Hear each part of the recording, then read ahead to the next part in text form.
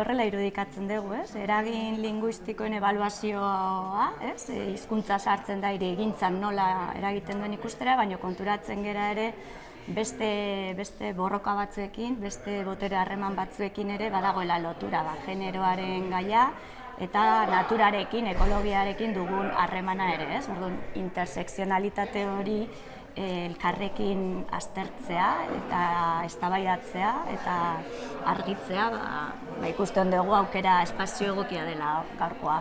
Bai, pixka nahi duguna da sinergia bilatu, azkenean hirigintza egiten denean gaur egun egiten da eragin linguistikoaren ebaluazioa, baina baita ere ingurugiroaren ebaluazioa eta baita ere genero ikuspuntuaren ebaluazioa. Orduan, ebaluazio guzti horiek hirigintza egin ondoren egin beharrean, irudikatzen hasi beharko ginakeen nolakoa den hirigintza bat oinarri dituenak zeharkako gai horiek, ez? Eta hortarako pixka jardunaldi honetan saiatuko gea ze sinergia ditugun edo ze gai komuneko gai dauzkagun elkarrekin ateratzen eta azpimarratzen borroka eraginkorragoak egiteko. Lurraldearen kudeaketaz ari gera, lurraldearekin ze harreman mota dauzkagun, ezta? Eta gure hiriak, gure herriak nahi ditugu loturan harreman goxoak, elkar eraginak, bizipenak izateko, ez? Orduan, da lurralde bizigarriak izateko, behar dugu aniztasun hori eta periferian dauden jendeak eta hizkuntzak eta botere desorekak erdigunera ekarri eta hortik guztiontzako egokia izango den lurralde eredu bat eraikitzea, ez? Pentsatzen dugu garapen ereduak eta hizkuntza garapenak eta genero orekak eta ekologiaren errespetua gauza bera direla, ez?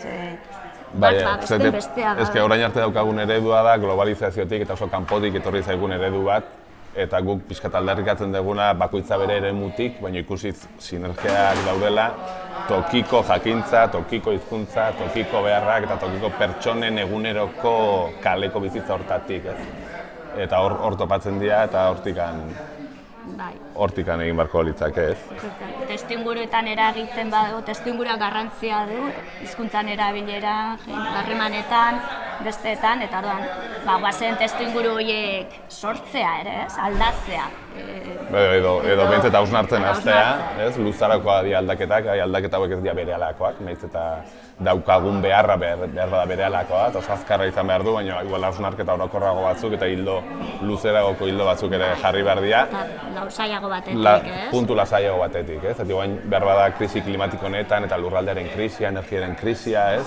Pixka bat, hizkuntzaren krisia, kapitalismoa bultzatzen gaitu, orain ikaragarrizko arriskuan gaude, azkar egin behar ditugu gauzak, eta nik uste dut jardunaldi honek patxaraz pixkatu urrutiago begiratzeko aukera emango digula, eta gero eraldaketa txikiak ikuspuntu horietatik egiteko, ez? Baita ere egiteko helburua dago, baina hausnarketa luzeekin.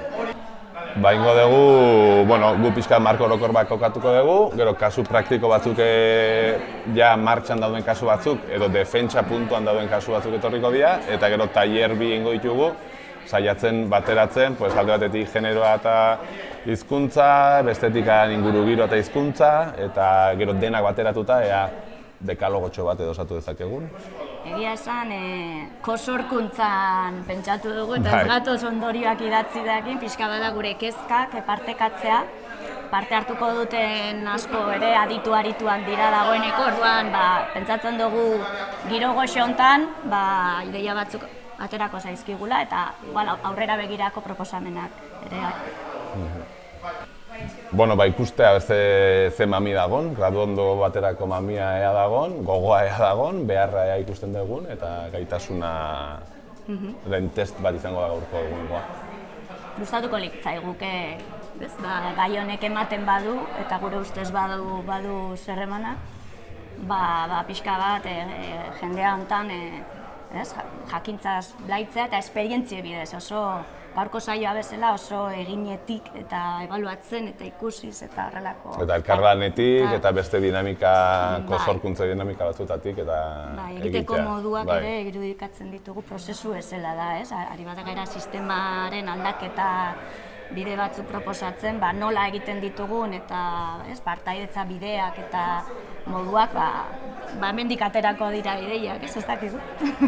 Ni urtetako bazkide naiz eta bi gauza azpimarratuko nituzke UEUk euskeraz eta modu informalean punta-puntako gaiak eta erronkak planteatzen ditu begirada anitzetatik, eta uste dut hori dela askotan ez dena topatzen, eta hemen egongo gira ikasketa oso desberdineko jendea, bihotzetik ere asko jartzen dugunak, eta begirada berrien gune bat, arnaz gune bat euskaldunontzat ere.